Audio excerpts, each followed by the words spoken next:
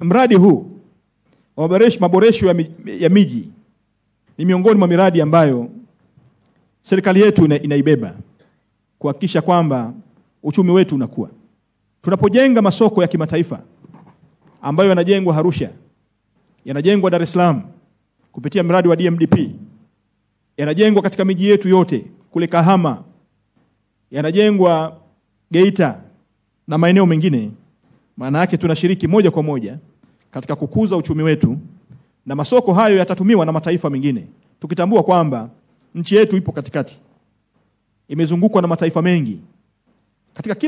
Pengine katika kila mkoa utakutana na watu wa mataifa mengine mbalimbali. Kwa hiyo kazi hii imefanyika kuhakikisha kwamba tunaboresha miji yetu na kuifanya.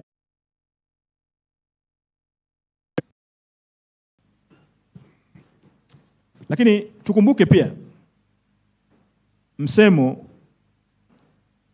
wa bwana mmoja anaitwa Master Kong. Aliwahi kuzungumzia zile kanuni za Confucius. Huyu ni filosofia wa Kichina aliyeishi kati ya miaka 479 na 551. Ameishi takriban miaka 72. Aliwahi kusema, ili kusonga mbele usijielekeze tu kwenye kile kinachoonekana sasa. Jiulize pia, mji wako unahitaji kuwa na nini miaka 30 ijayo? Nadhani hili ni swali ambalo profesa amelizungumza hapa. Tujiulize, miaka 30 ijayo tunahitaji kuwa na nini? Kwa pamoja, nina imani kwamba tukiwa na mshikamano, tukiwa na dira na dhamira njema, tutaijenga Tanzania.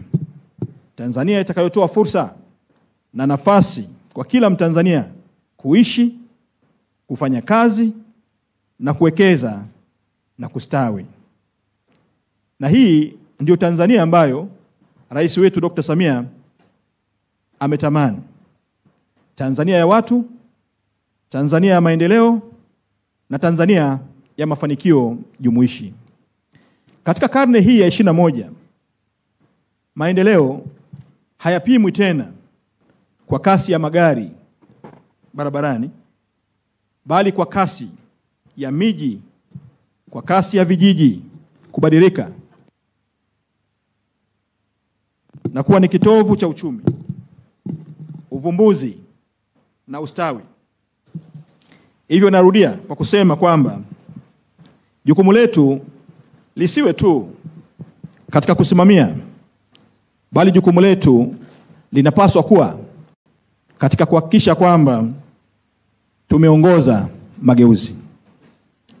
Tunayo mamlaka ya upangaji, mamlaka ya serikali za mitaa katika wilaya na miji zinazo dhamana ya kutoa vibali vya ujenzi kwa njia ya kisasa kabisa, zikiwemo mifumo ya kielektroniki ili kuwezesha maendeleo ya sekta ya makazi, yani real estate, majengo ya biashara, hoteli, maeneo ya michezo na sanaa, maonesho ya kilimo, viwanda, teknolojia na ujasiriamali.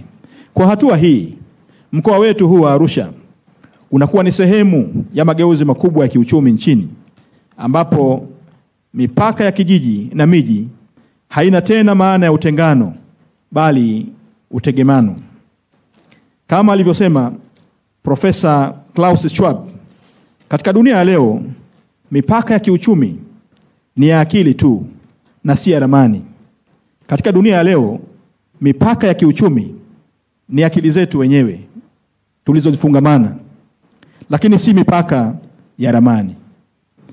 Kwa kutumia teknolojia za kidijitali katika kutoa huduma na kukusanya mapato, tunatekeleza kwa vitendo ajenda ya mageuzi ya vijiji ya Mheshimiwa Rais Dr. Samia, ajenda ya kubadilisha Tanzania kutoka kijiji cha walalamikaji kuwa kijiji cha wavumbuzi. Natoa wito kwa wakuu wa mikoa kote nchini kusimamia kwa dhati utekelezaji wa ajenda hii. Na hii si ajenda ya kisiasa, bali ni ajenda ya kimaisha.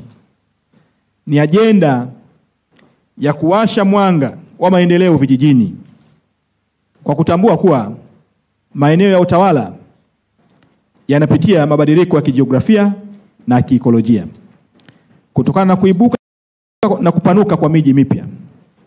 Na tusipojipanga vyema leo, kesho tutalazimika kujitetea. Tusipojipanga vyema leo, kesho tutalazimika kujitetea. Leo hii mataifa yote duniani yanajitahidi kuimarisha nguvu za kiuchumi za watu wake. Tukumbuke makubaliano ya kimataifa kama malengo endelevu 2030, ajenda ya Afrika ya mwaka 2063, dira ya SADC ya mwaka 2050, dira ya East African Community ya mwaka 2050, na hata dira ya maendeleo ya taifa Tanzania ya mwaka 2050. Lengo ni moja tu, kuhakikisha maendeleo hayakai mijini peke yake, bali yanafika hadi kwenye viganja vya wananchi wetu wa kawaida kabisa kule vijijini. Kwa msingi huu, tawala za mikoa na serikali za mitaa zina wajibu mkubwa wa kuhakikisha kwamba dira hizi zinatafsiriwa kwenye mazingira halisi ya vijijini na katika miji yetu.